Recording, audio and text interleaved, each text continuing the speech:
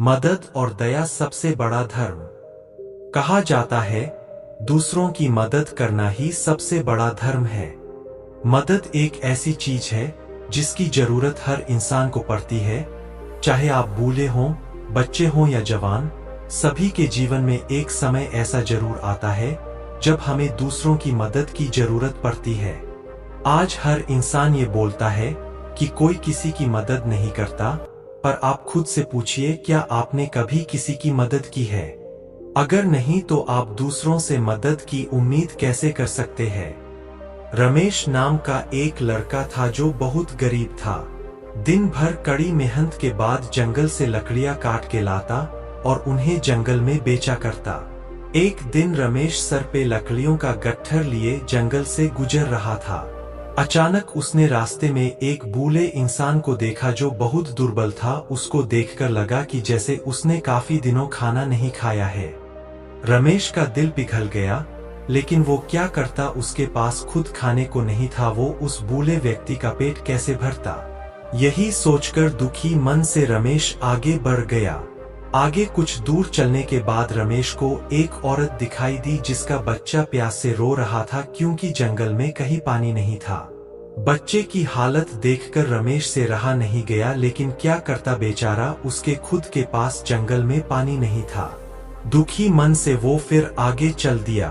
कुछ दूर जाकर रमेश को एक व्यक्ति दिखाई दिया जो तंबू लगाने के लिए लकड़ियों की तलाश में था। रमेश ने उसे लकड़ियां बेच दी और बदले में उसने रमेश को कुछ खाना और पानी दिया। रमेश के मन में कुछ ख्याल आया और वो खाना पानी लेकर वापस जंगल की ओर दौड़ा और जाकर बूढ़े व्यक्ति को खाना खिलाया और उस औरत के बच्चे को भी पानी पीने को दिया। ऐसा करके रमेश बहुत अच्छा महसूस कर रहा था। इसके कुछ दिन बाद रमेश एक दिन एक पहाड़ी पर चढ़कर लकड़ियां काट रहा था। अचानक उसका पैर फिसला और वो नीचे आ गिरा। उसके पैर में बुरी तरह चोट लग गई और वो दर्द से चिल्लाने लगा। तभी वही बूढ़ा व्यक्ति भागा हुआ आया और उसने रमेश को उठाया।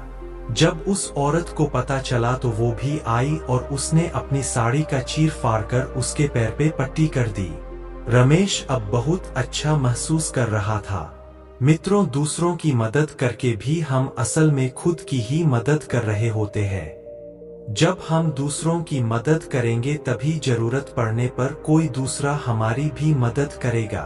तो आज इस कहानी को पढ़ते हुए एक वादा करिए कि रोज किसी ना किसी की मदद जरूर करेंगे।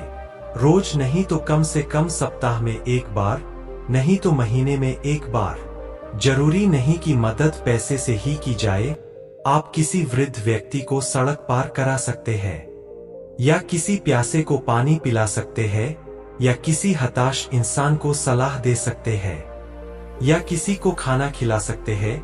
यकीन मानिए, ऐसा करते हुए आपको बहुत खुशी मिलेगी और लोग भी आपकी मदद जरूर करेंगे।